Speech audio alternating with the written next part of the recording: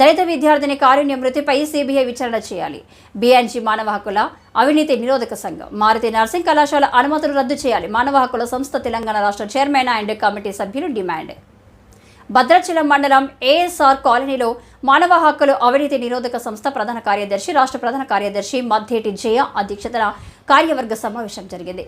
ఈ సమావేశంలో మానవ హక్కుల అవినీతి నిరోధక సంస్థ రాష్ట్ర కార్యదర్శి మహమ్మద్ సమీం, మున్నిసా బేగం, భద్రాద్రి కొత్తగూడెం జిల్లా చైర్మన్ రాగం కుసుమ మాట్లాడుతూ భద్రాచలం పట్టణంలోని ప్రైవేట్ నర్సింగ్ కాలేజ్ విద్యార్థిని పగిడిపల్లి కారుణ్య మృతికి కారకులైన వారిని సరైన సెక్యూరిటీ భద్రత లేకుండా కాలేజీ నడుపుతున్న యాజమాన్యంపై కఠిన చర్యలు తీసుకోవాలని అన్నారు.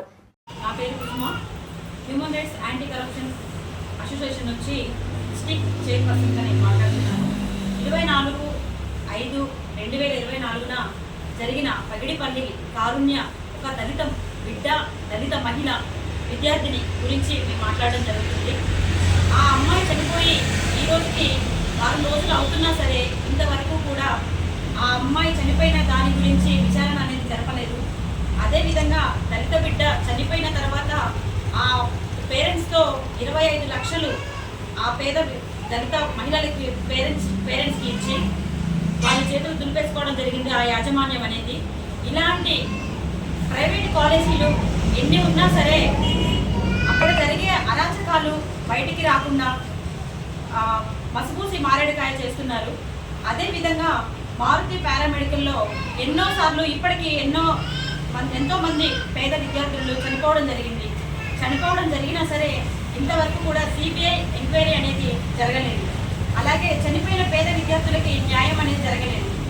ఈ విద్యా సంస్థలు ప్రైవేట్ విద్యా సంస్థలు అనేది మూసివేయాలి.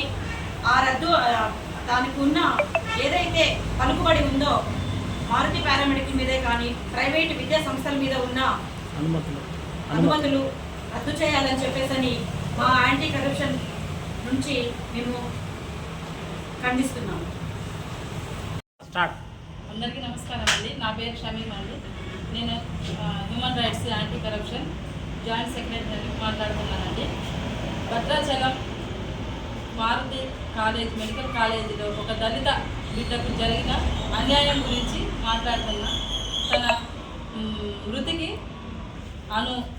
మృతి చెందింది. తన మృతి గురించి పలు రకాలుగా అనుమానాలు వ్యక్తమవుతున్నాయి.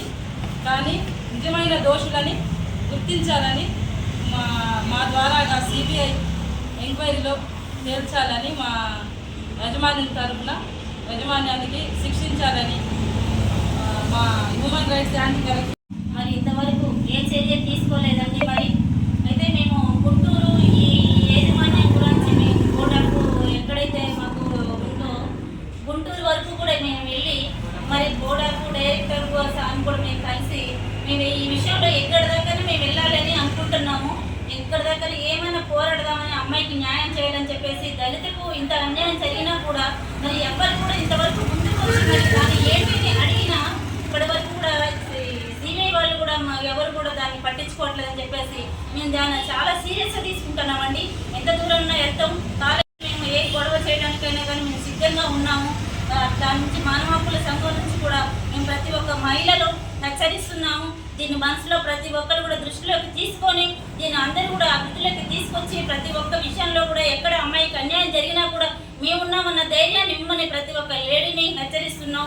అంతా ఒక కుటుంబం లాగా ఎక్కడ ఏది జరిగినా కూడా ధైర్యాన్ని ఇవ్వాలని మేము కోరుచున్నాం.